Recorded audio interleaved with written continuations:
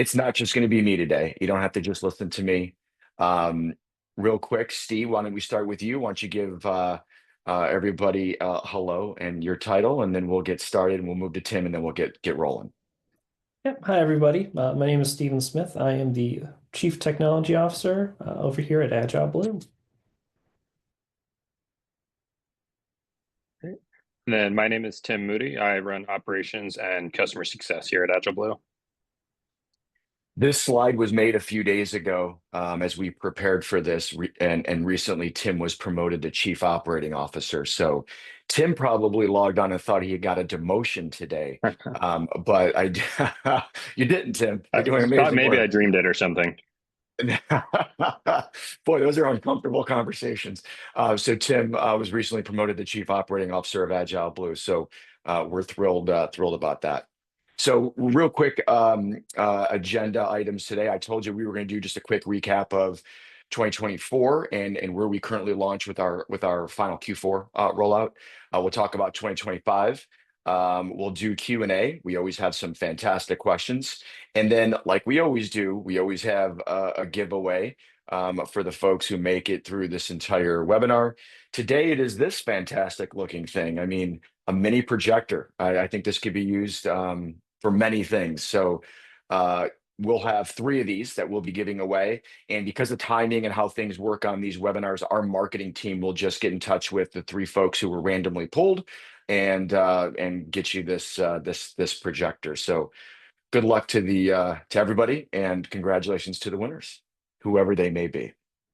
All right, so as everyone on this call probably knows, or maybe should know, as we continue to build out the AgileBlue's Cerulean AI Security Operations Platform, our main goal has been to number one, of course, always detect threats to our clients' environments before they're compromised. And how do we do that, right? We believe we do that by having a very comprehensive platform that has the most important and critical modules that an organization needs, right? We start with the SIEM and our very tied relationship with Elastic.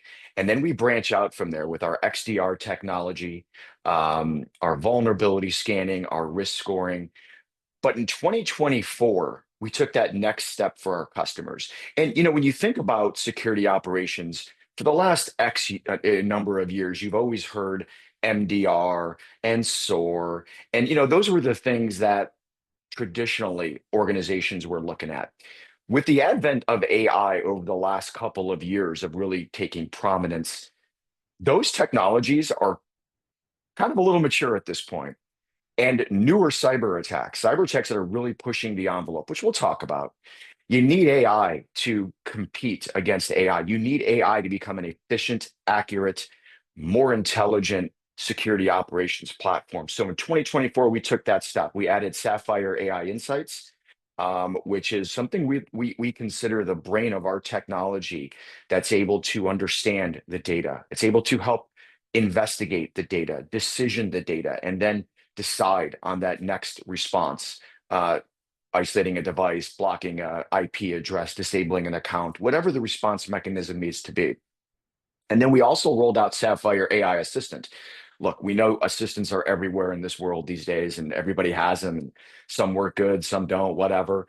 We rolled out Sapphire AI Insights to give our customers not just the ability to interact on a broad nature of our platform, but also specific. And Tim will talk a little bit about this when we talk about what we recently rolled out to or here in Q4, or our Q4 rollout. More importantly, it's not only can our customers engage directly with Sapphire, but so could our SOC team. Things like, hey, does my DNS server look like it's under cyber attack? Being very specific to where we're going. And we're excited in 2025 that we'll be adding actually 2 more modules to this. So this chart's going to look a little bit different, maybe even a little less crowded. We'll be adding more to our cloud security suite with our cloud security posture management, which you'll see. And then we'll be announcing our Office 365 automatic assessment, which we think is going to be fantastic, totally needed. And this is something that CISA has been warning about for a long time. So we're really excited about the platform we built. To wrap up 2024, we rolled out a pretty ambitious, what we think is ambitious roadmap. The two things you see circled in red, the CSPM and more automated cloud response actions, those are things that have been started, but those are things that actually take multiple quarters to roll out. So those have been started. You'll see how they will be impacted in our 2025 roadmap. But hopefully all of our clients were excited, saw the value of everything we brought to market in 2024. And as we talk here in a few minutes about 2025, I think you're going to be even more excited about some of the tools that we're going to be rolling out. Tim, as we wrapped up 2024 and we now start kind of the official first week of January, talk about some of the four big things that we'll be launching here over the next couple of days. Yeah, so all of the items on this slide, as Tony mentioned here, are going to be our Q4 work coming out here early in January. And all of them are going to tie a lot into the 2025 themes that Steve and Tony are going to be talking about a little bit more later on in our webinar today.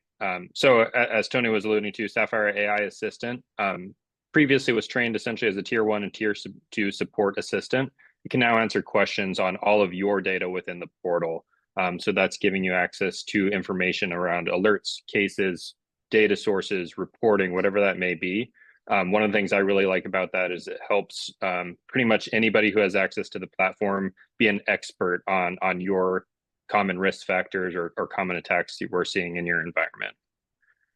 With ConnectWise, we're developing a bi-directional API integration for security ticketing. So that means when we escalate a ticket to you or a case to you through our system, if you're using ConnectWise, we can send that directly into your ticketing system rather than via email and routing it through that system outside of your ticketing platform. That'll also allow for you to make updates on those tickets, which will in turn automatically update in our system, get that information immediately back to our SOC analyst team, and just improve the speed and visibility around those cases. Cerulean Agent 2304.3.3 with vulnerability specifically. What that means is the new Cerulean Agent version will be able to automatically install our vulnerability scanning agent as well for eligible tenants, just making it ease of deployment. Number one, simpler for your team and faster overall to make sure everything is covered from that standpoint. It will also have some improved security measures built in and some new responsive features built in, such as being able to block IP addresses on an individual device or also disabling local Active Directory accounts. And then Sapphire Insights for Office 365. That's a continued expansion of our Sapphire Insights capabilities. So Sapphire Insights is going to automatically analyze, extract key security artifacts from each alert. Previously, that was set up on Windows, and Mac, and Linux alerts. Now that's going to be expanded to Office 365 alerts, meaning that before an analyst even has to touch a case, it's already being analyzed on about 90% of alerts we're collecting moving forward. Tim, that's great. And, for all of our clients that are on this call, 365 continues to be one of the most active attack surface for hackers. When CISA starts saying this becomes their, number one resource they're looking at as well, it's important for us to make sure we're getting this in front of you. And think about this. If an alert comes in and it takes an analyst 2 minutes, 5 minutes, 20 minutes, whatever it takes to investigate, Sapphire AI Insights is doing that instantaneously, using AI to understand if something's malicious or benign and what needs to happen next. So we've reduced whether it's a couple minutes or 20 minutes down to seconds. And it's that speed and that accuracy that's going to help us stay ahead of the attackers. Tim, was it an engineer that came up with the 2304.3.3? Maybe we should get our marketing team involved next time and come up with a much cooler name. Yeah, I think we can credit Mr. Smith here on the call for that one. Love it, Steve. Love it. It's very, very specific. So, Tim, you'll be getting notifications from Tim's team when we launch these here to our customer base in a controlled launch here over the next couple of weeks. And we'll be making sure everybody understands these and provide training and anything else anybody needs. Thanks for that, Tim. I did want to take a step back and just chat a little bit about the Sapphire applications that we've launched. And when you think about the data that your organization is bringing in, our goal is not just to bring in some things. Our goal is not just to look at endpoints. We're not just looking at things in a very siloed approach. And when you look at traditional cybersecurity platforms, a lot of them are fantastic, but they're siloed. They're not integrated. That data is not holistically working together. So as AgileBlue continues to collect data from endpoints, network, cloud, applications, we're putting all this together in correlations and making sure our technology is interacting fast, accurate, and able to then help the analysts in the 24/7 team make very fast decisions and responses. So Sapphire is the key and the future of our platform. And one thing we like to say at AgileBlue, maybe I say it more than everybody, but it's definitely something we say. We like to prioritize attacks, not just alerts. Traditionally, everybody talks about security operations being noisy and it's cumbersome and there's so much to manage. And it is. And we like to say it was. With the technology we've launched, alerts can be disseminated into what's a true alert, what's not. Where's there a potential attack, where there's not. And that's where we're focusing the automatic and automated triage, the investigation, the decisioning, and the response. And then as Sapphire AI understands everything happening with your data, asking specific questions, like I said, show me alerts that are assigned to me, or, Sapphire, can you pull any cases that are involving my DNS server? Very specific stuff allows all of us, clients, AgileBlue, to work so much more efficiently. So we have a lot of good stuff planned for 2025 with our Sapphire AI technology, and we'll be talking about that here in a little bit. Tim, I'd like to bring it back in. Since you run ops, with your newfound promotion, demotion, and then repromotion, talk a little bit about some of the efficiencies we've seen since we launched Sapphire back in, I think it was March, give or take.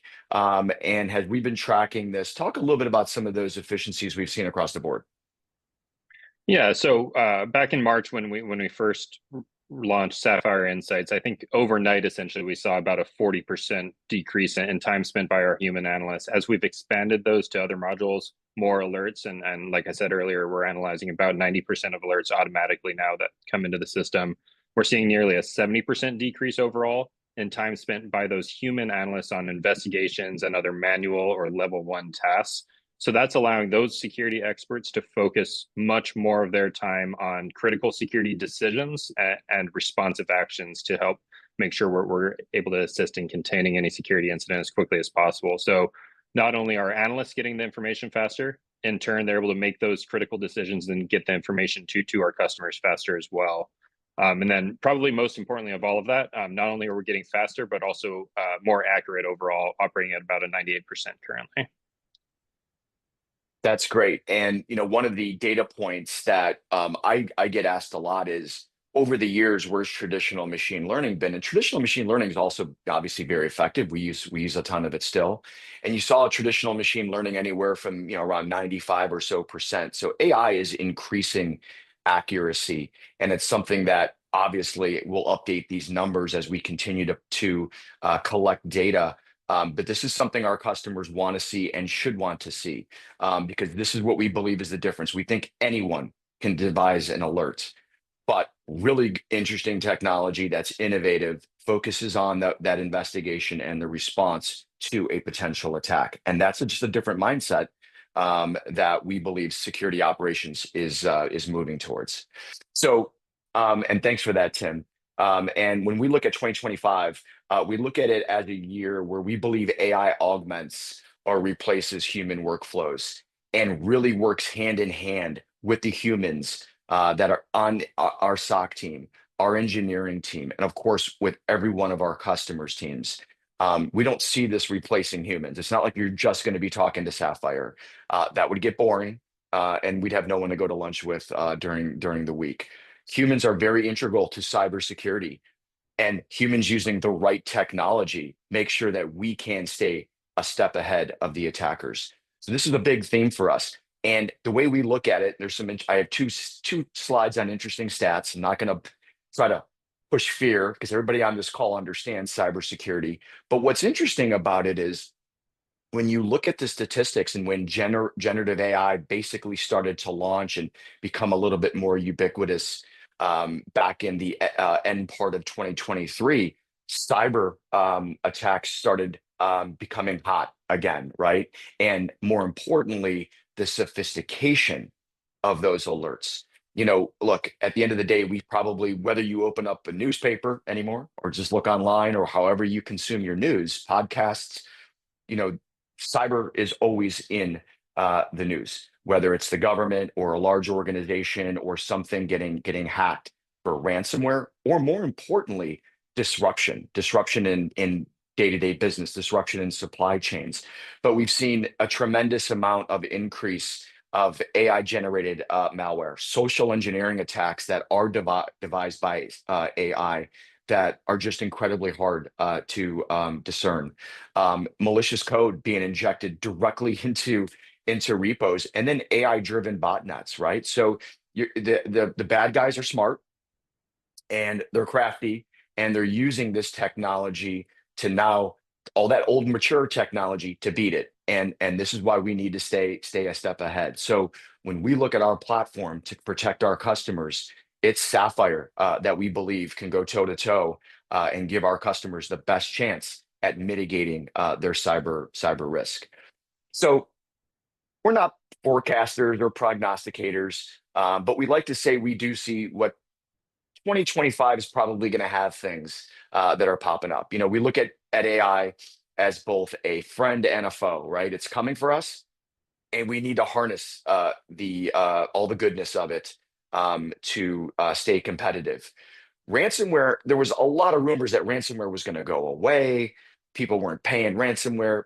It's growing. And unfortunately, we have two kinetic wars going on in this world, and hopefully those come to an end very, very soon. But a lot of cyber crime, especially from nation states that are involved, they're focusing on war, right?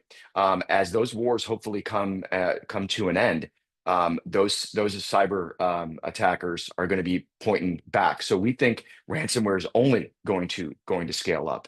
Larger scale attacks are only going to continue to go, and maybe you see more and more hackers devising newer technologies to come after businesses, not just for money, but for disruption.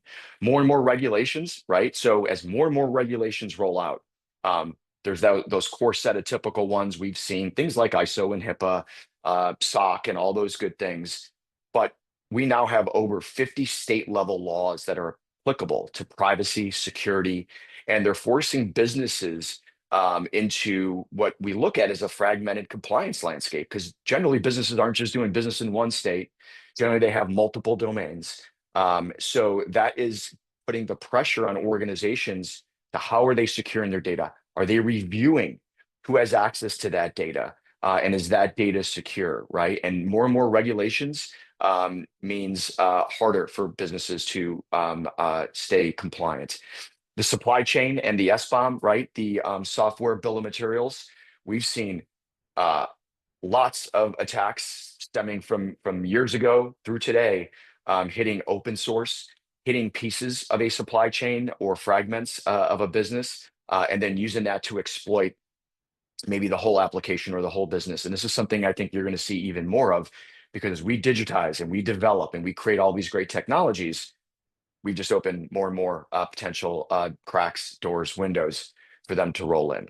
And then we see APIs, right?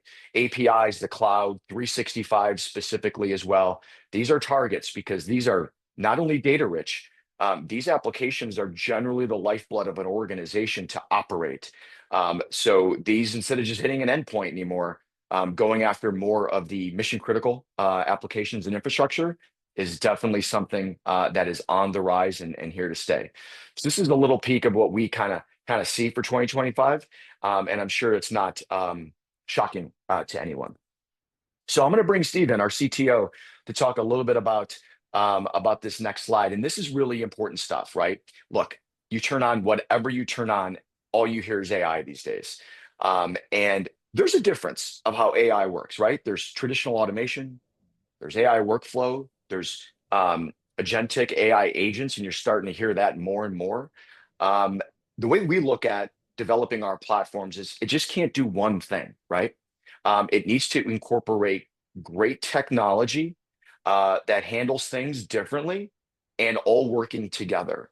So as Agile Blue has rolled out automation, obviously, has rolled out AI workflow, as we dive deeper into agents in 2025, these all work together to handle different ways and outcomes of the Cerulean platform. So, Steve, why don't you talk a little bit about automation, AI workflow, agents, how they work together, what they're best handled for, and how it's going to help our clients in 2025? Yeah. So for kind of as Tony has mentioned, all three of these kinds of items are very powerful, can solve a lot of the tasks, problems, and handle a lot of issues very efficiently, but they kind of do run into their own little bit of shortcomings. Um, with automation, trying to add new items into that kind of tooling can be a little more difficult when you get to more complex workflows. Things aren't handling out too well. And that kind of also rolls in with, AI workflows and agents. They can be a little bit more difficult to be 100% effective. Or they might take a little bit more time to come to like that determination within those actions. So how we kind of see it is there's great things with all of these. So for, an automation, that's kind of expanding out our response capabilities and automating that workflow. So now if something does happen and we mark a case as being malicious, we're able to automatically issue a response action to those endpoints devices to remediate or kind of quarantine the machines to prevent further spread. Kind of pairing that up then with, our workflows, what we're able to then kind of do is add in a little bit more context with inside of those investigations that then allow our analysts to be able to make those decisions a little bit more quickly, more efficiently, as well as what type of actions should be performed to help mitigate that issue, which would be tying into that automation component. And then what we're diving more into is the use of AI agents in order to kind of sit as a level to offset the negatives that you can kind of have with implementing traditional AI or LLMs. So this way we can get more dynamicy with inside of those actions, as well as once again help assist our analysts in their efforts. So we can have AI workflows to more or less say, hey, here's based on our data patterns that we've seen with these alerts and these cases in the past. And then leveraging AI agents to be like, well, let's go and automatically go and pull more data, more information, and build up that context that then allows our analysts to be able to then turn around and say, okay, this is malicious action. Now let's leverage our automation to then perform those tasks, update clients, provide you guys emails, and kind of work through with those pieces.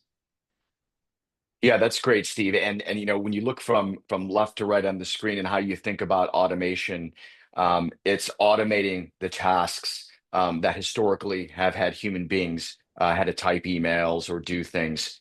That's making that process so much more efficient. The AI workflow, using an LLM to understand the data that you've trained it on, hopefully really good data, allows us then to detect and investigate. So you're then taking it to the next level of performing those complex rules and understanding the patterns. And then the way we look at agents, like Steve just said, now you're moving it to those roles of execution and response, being able to make deeper guided decisions based on the investigations that it's seeing within the potential attack. So when you think about using all these methods, we're ensuring our customers are getting the best method, the best technology for whatever they're faced with. We're not just saying we use this and that's it. And we think that's a key in cyber. It's that flexibility. It's being able to move, especially as things are evolving within cyber, which they seem to do on a weekly basis. So this is key to our roadmap, as we're going to be talking through right now, is the use of automation, AI workflow, and of course, AI agents. So let's talk about our roadmap. I'm going to start with the themes, and then Steve can kind of walk us through. In the past, what we've done is we've laid out our quarters, Q1 through Q4, and we said, hey, in Q1, we're going to do this, and Q3, we're going to do this, and so on and so forth. But one of the things we wanted to maybe change a little bit about how we rolled things out, because some of our technology goes over quarters, right? We spec it, we start building foundations, we build the applications, obviously go through the QA process, and then launch. So we wanted to be very focused on the themes that are critical to the roadmap, and then lay out our definition of when we'll be launching them. So we talked about semi-autonomous AI agents doing most of that manual work, staying ahead of what the hacker's technology is, and making sure it's working hand in hand with our 24/7 team in our security operations center. Next, AI decisioning, right? We have the data, and here's the important part. We have a lot of data, but it's good data. And the more we're able to learn from that data and deploy it, the faster and more accurate AI can use that investigative data to make clear decisions. And then again, work with our team on what those response mechanisms look like. Cloud security posture management, like we talked about, being able to understand from an Azure or AWS perspective what your setups and configurations look like. And are they in best practice? And if they're not, where are maybe some gaps that need to be cleaned up?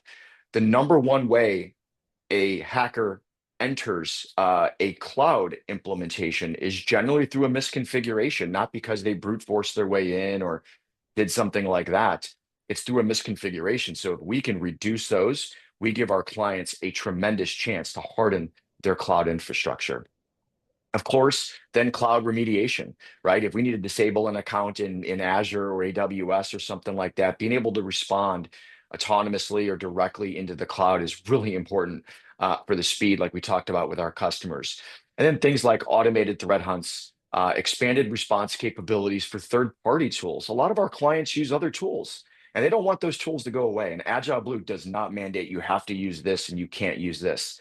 We made these integrations so we work systematically with them. We can push response capabilities through them, and we're working seamlessly with the entire stack that we've implemented together.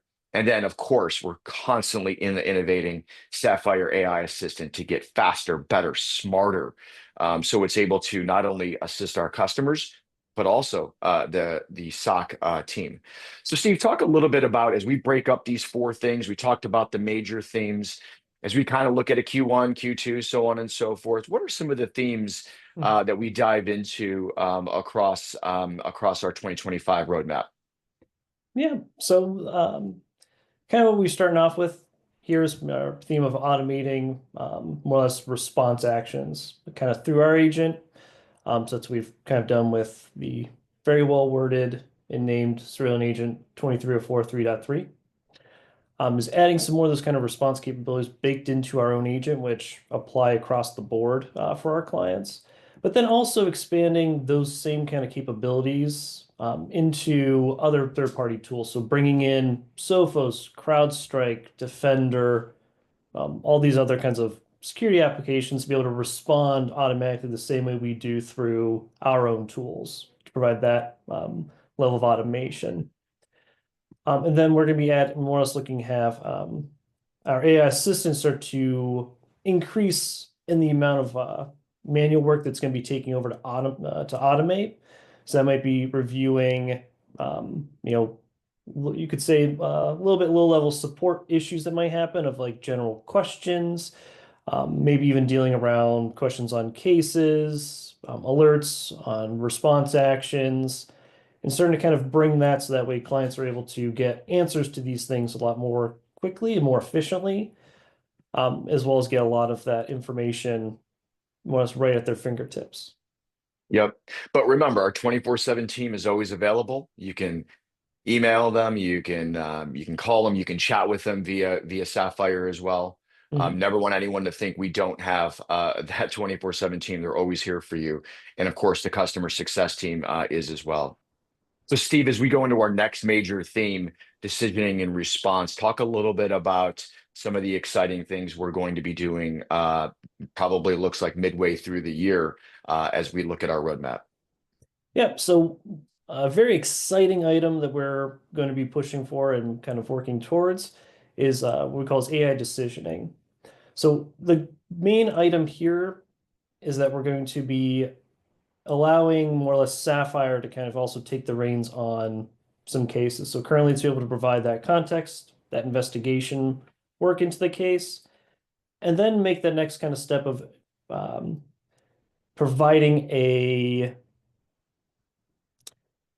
recommendation on what this case should be. Either be, hey, this is a benign case based on the entirety of our data set, as well as fine-tuned down to specific clients and how they like to have their cases handled and managed, or what events might be considered malicious in one is not in another.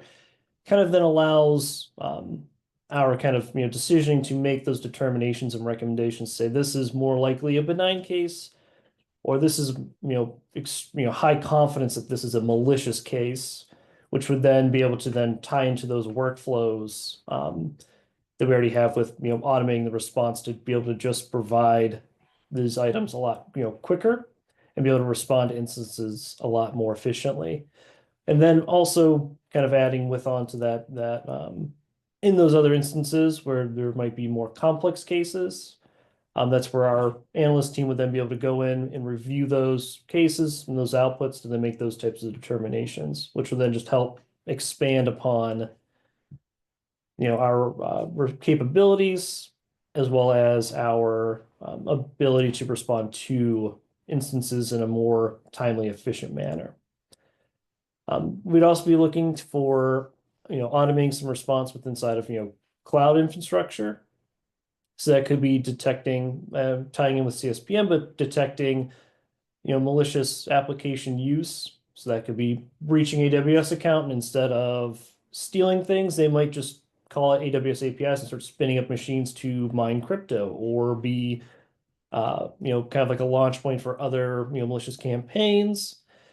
And this point would be going in, creating rules and detections to define when those types of instances happen, and then be able to take a response action along with it. Maybe terminate those instances or kind of clean up that work or other accounts to kind of help with more or less that ability to instantly respond to incidents that happen. As a part of that, as well as Tony had mentioned, email compromise in 365, or through spam campaigns.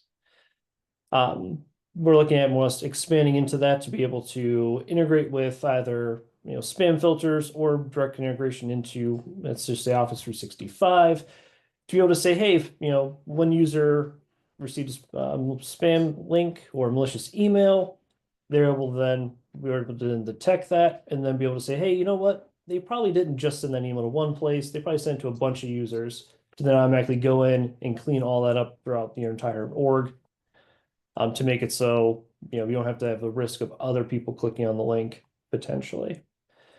And then as well as kind of give automating our 365 assessments so that we can get a good feel and understanding of where you kind of sit within your 365 client setup, configurations, making sure everything's up up to board and secure as they can be. Yeah, we're really excited about that 365 assessment. Traditionally, 365 assessments have been done a lot of manual work. It's good work, but it takes time, right? We think a good 365 assessment should be run multiple times a year, not every day, maybe not even every month, maybe it's once a quarter, maybe it's 2 times a year. But understanding that tenant and where there's risk is really important. So integrating that into our portal, automating that process for our clients, we're really excited about. So that's something that you guys will see as we roll out here very shortly. Steve, let's continue and talk a little bit about CSPM, and then we'll wrap up. Yep. So yeah, as kind of pushing forward more into that cloud space. We're looking to bring on that CSPM to be able to kind of spot those configuration changes or misconfigurations with inside of, currently we're looking for AWS and Azure. To say, hey, certain applications aren't set up the way they need to be, or these systems that are in use are not more or less configured to their most extreme efficiency or the most benefit and use that you can get out of it. As well as kind of monitoring, more as cloud native applications. So that could be AWS services, Azure services, like I think like Cosmo Database could be one for Azure, or RDS would be like one for AWS. So want to be able to monitor those services for potential security threats, vulnerabilities, as well as even misconfigurations and things to that extent. And then as well as expanding into containerized environments. So that'd be Docker, ECS, Kubernetes deployments, as those have been also an area of attack that getting into a Kubernetes environment and deploying malicious nodes inside of pods can be pretty damaging. So we're looking to also expand our detection and response capabilities with inside those environments as well. Yeah, that's great, Stephen. And what's awesome about this is these ideas aren't just us, right? It's us, it's our customers as they continue to evolve their infrastructure, their cloud. They're coming to us saying, "Hey, these are some things that we're going to be thinking through because these present potential security gaps." So we're excited to make sure we're constantly innovating our platform, especially as it meets the needs of our customers. And then to wrap up here with our final theme around agent automation, we've talked a lot about this today, but those tasks, not just from a Sapphire AI Assistant perspective, but things like creating rules, threat hunting, different productivity measures like that, we look forward to automating with Sapphire. And then reporting is always one of those things with everybody wants reports, everybody needs reports, but the reporting mechanisms are always looking and variable for all of our clients. So there's more we're going to do in terms of taking the Elastic visualization tool known as Kibana, which does fantastic work, and integrating that into the AgileBlue portal. This will give more advanced reporting, more dynamic understanding of environments that either AgileBlue can work with you on, or you will have access as well. So this is something we look to roll out probably a little later in the year, but this is something that has been requested and is now going to be in our roadmap. So we're really excited about these tools. Again, it's all around automation, productivity, and more importantly, speed and accuracy to detecting a cyber attack before any of our customers are subject to any type of compromise. Our job at AgileBlue's to create great technology and, of course, be there for you 24/7, 365. It's also to help you think about your cyber risk and how together we can help mitigate that cyber risk. So when you are meeting with your customer success person monthly, hopefully, the overwhelming majority of our clients are, let's talk through that. Let's talk about where we can help harden, get better at understanding those risks and vulnerabilities and making sure everybody on this call effectively sleeps at night. Okay, with that, we do have some questions that have poured in. So why don't we start there? Again, make sure we get everybody back to their day. Okay, first question. Will there be an integration with other ticketing systems other than ConnectWise? Eric, that's a great question. We do have existing integrations, and if there's a platform that you use, and I'm just Jira or whatever it might be, let's talk to your customer success team because we might have that integration already, and if not, if there's a bi-directional API, that's something we can look at and work on together. So please bring that up with your customer success rep, and obviously I'll make sure our customer success rep reaches out to you on that one as well. But that's a great question. ConnectWise was a big one because a lot of our partners as MSPs utilize ConnectWise then to manage their extensive customer base. Alex asked a question. Any plans to incorporate AI insights for Google Workspace? Alex, we are. It's not like Google is not top of mind for us at all. Um, every organization has to prioritize how they attack their roadmap.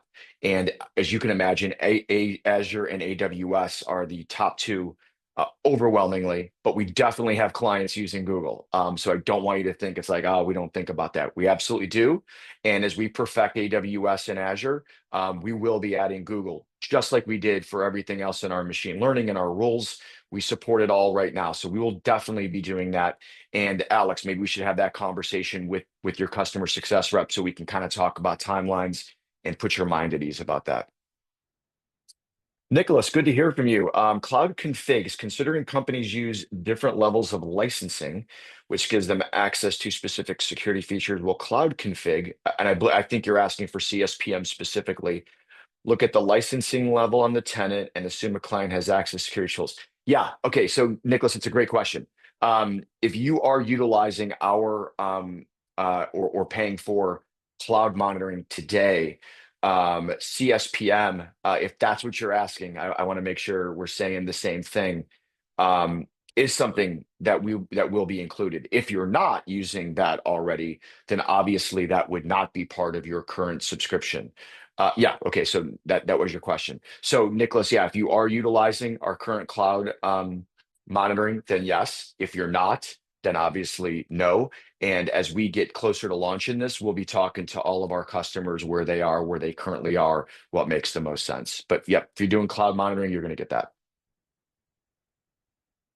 Darren asked a question, and Steve's going to love taking this one because I'm not touching this one. But Darren, great question. And I believe you've asked this before, so we totally understand how this is really important for you guys. Um, will we have a federated SAML 2 access to the console soon? And by soon, I believe he means not just 2025, Steve, but maybe sooner rather than later in 2025. Why don't you take that one? Good luck. No, go ahead, take that one, please. Yeah. Yep, Darren. So we are currently in the process of reviewing how to make that work with inside of our platform, as well as in other kind of little areas and aspects. It's a little bit of a little bit of a complicated issue trying to incorporate that through with our current authentication system, but we are hoping we can get to that type of a feature, available relatively soon. But we're currently kind of looking through that and kind of planning and studying that out for you guys. The reason, Darren, that I said it like that is as you brought this up maybe a month or so ago when we communicated, it's been something we've been talking about and how we can accomplish it and do it. So it's top of mind, and it's definitely something that we're going to be working through. So the answer is yes, but I know you don't want to hear just yes. So you probably want like, hey, it's going to happen around this timeline. So give us a few more weeks on that, and we should probably have it in a position where we're able to say this is when we plan on launching it. So we're definitely in the investigative stage right now, Darren, and we'll get back to you with more specificity. All right, I think more questions came in. Hold on one second. Man, I'm terrible going to the Q&A thing. Yep, you're welcome. Sam, any more questions that have not come through the chat? No, I think that's all of them. I think you guys covered it. Okay, great. Does anybody have any more questions on the line? Yes, we do. And if you have any more, throw them out. For new client tenant deployments, are there plans for cloud information scripts and automated deployments for AWS and Azure?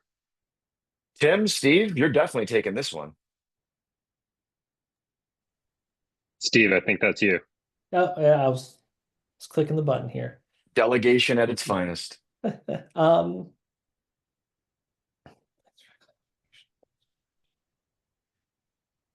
Yep. So I think currently we're so some form of a means for automating those kinds of deployments into those environments. Yes. As with all of our stuff, once we kind of have it available and ready, then we immediately start looking to more or less make it as easy and as simple as possible to get those, incorporated and rolling in those environments. So one thing we're looking to kind of do for, Azure and AWS, like the cloud level stuff, is to provide more or less a tool that's able to just perform and get those set up the way it needs to, as well as provide the values that are required for it. And the same thing for when we're looking into our Kubernetes deployments and things like that with daemon sets. So for most of all those, that's once we have those kind of operating and working, that's normally the next phase we work to is how can we make this as simple and easy for you guys to get implemented with the least amount of effort possible.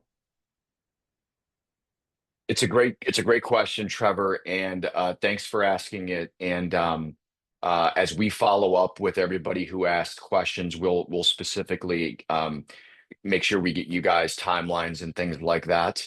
And then if they're for the use of the entire customer base, we'll make sure we communicate that to everyone as well. Let me pause, see if there's any more questions. I know we're at 50 minutes. You East Coasters are ready for lunch. West Coasters, I don't know what you guys are ready for. Maybe a snack? Celsius, coffee, something. Jay asks, when will the new agent with integrated vulnerability scanning be available for deployment? Excellent question, Jay. Tim, you want to take that? Yeah, I can take that one. Right now, we are planning that release this upcoming week.